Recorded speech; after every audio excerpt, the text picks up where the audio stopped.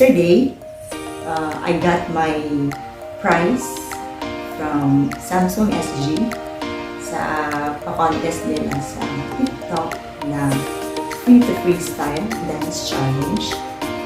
So, for today's video, ang gagawin ko ngayon is i-unbox na natin yung napanalunan ko. Okay? So, ito pala. Ito. So, ito is new product ng Samsung. Freestyle Projector. Samsung Freestyle Projector. So, i-open natin yan. Basa natin kung anong itsura nito.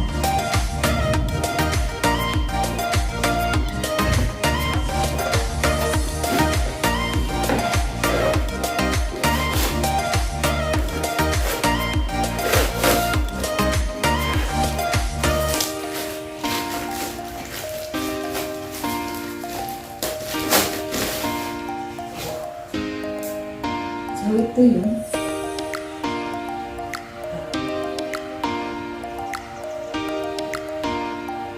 Ito yung main ng projector. Ito yung projector.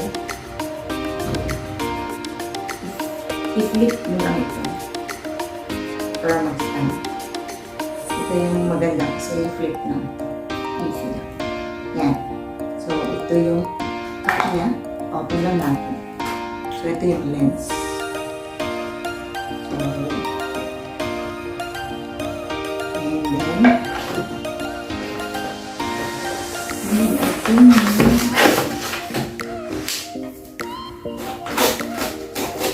yung remote. Sensya na guys, madilim kasi umulan. So, ito yung remote na.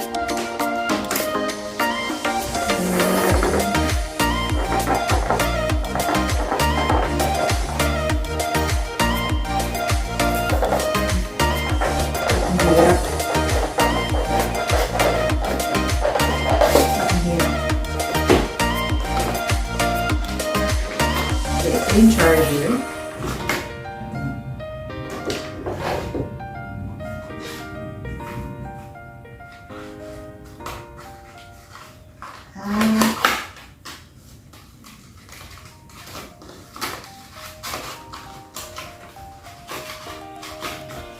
Hindi pala. Nasa kabila pala yung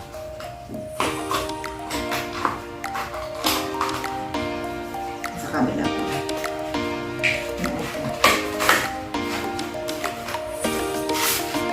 So, ito yung booklet.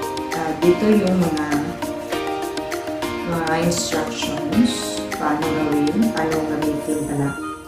Paano gamitin yung mga features niya. And so on and so forth. So, ito, may set ito. Portable battery. So, in case na gagamitin mo outside your house, like picnic, pwede niyong gamitin ito kahit walang outlet, electric outlet. So, kaso, hindi ko pa nakuha kasi yun ang additional price or giveaway sa Samsung. Kaya lang, pina-challenge kami na mag-upload pa ng video, unboxing video, para makuha ko yung portable battery at yung case talaga nito. Para hindi siya yung bag nito, yung bag ng projector. So, later, ang gagawin ko later is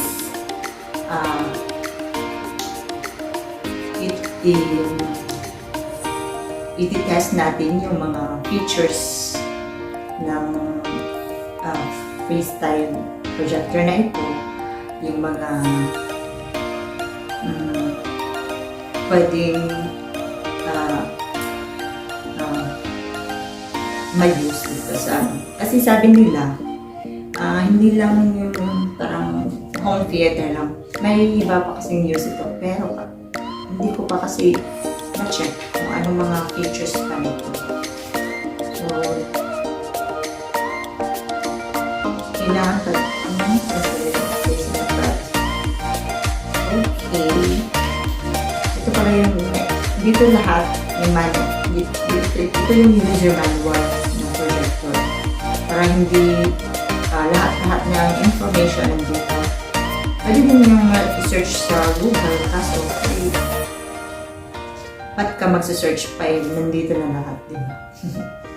Okay. So, sabi dito,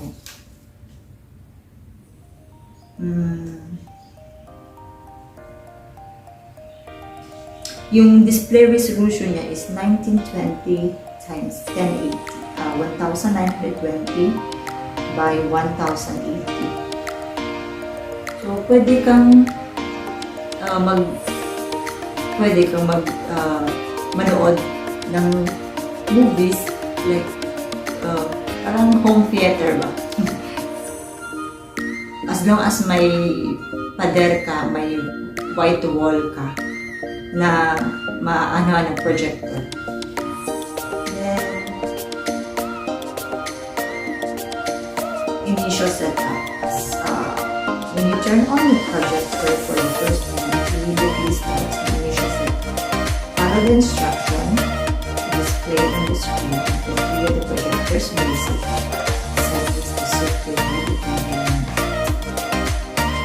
So later guys, i-check natin, i-test natin yung mga features ng projector na ito. So we will see you later paggabi. Kasi mas maganda yung madilim na para ma-check natin kung okay ba resolution ito.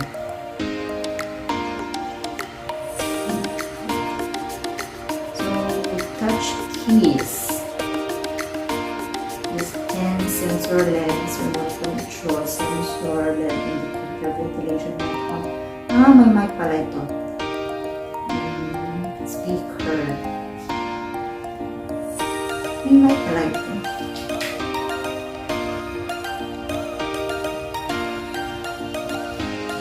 Okay, see you later.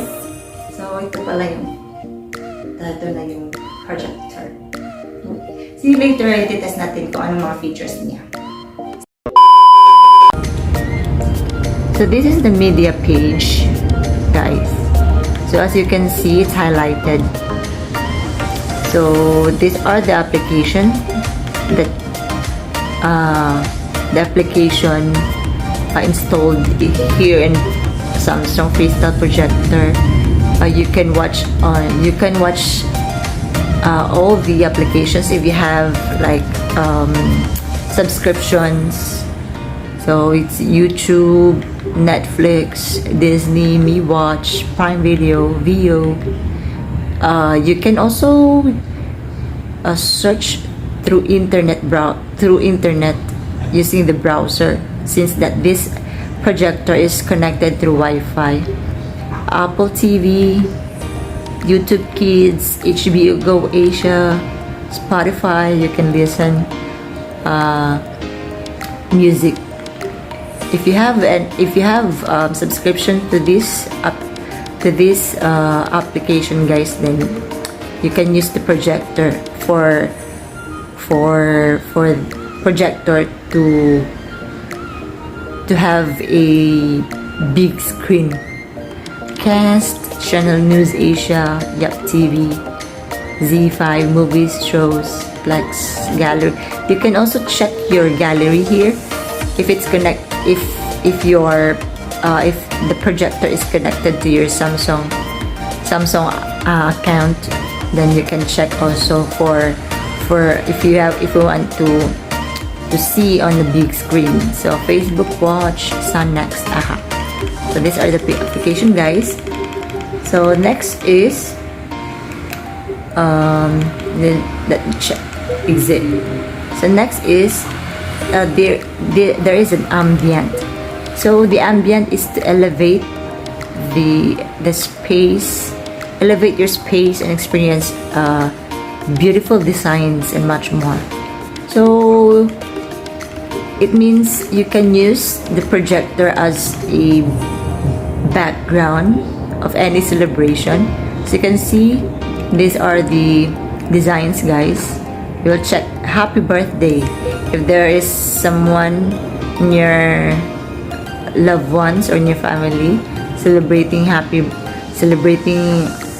birthday, then you can use this as your wallpaper, not wallpaper, but background, a wall background, to have like a beautiful background for your pictures, for your photo. So there are many designs, guys. There the scene, cinematograph, prism, album. So they have many designs to choose, and also there is time frame time frame for displaying the background. Then the menu one, these are the settings, all the settings.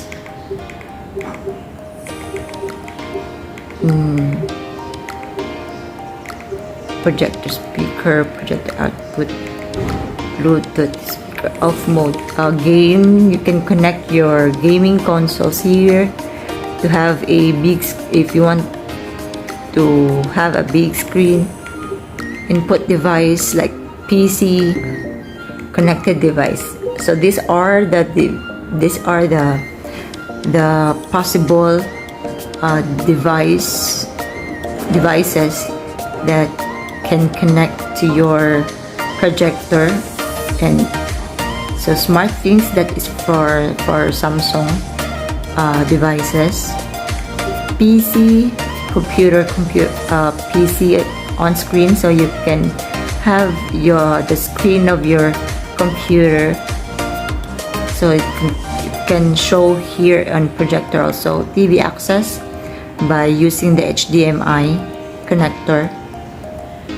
So connection guide, these are the instruction, guys, how to connect the devices on this projector.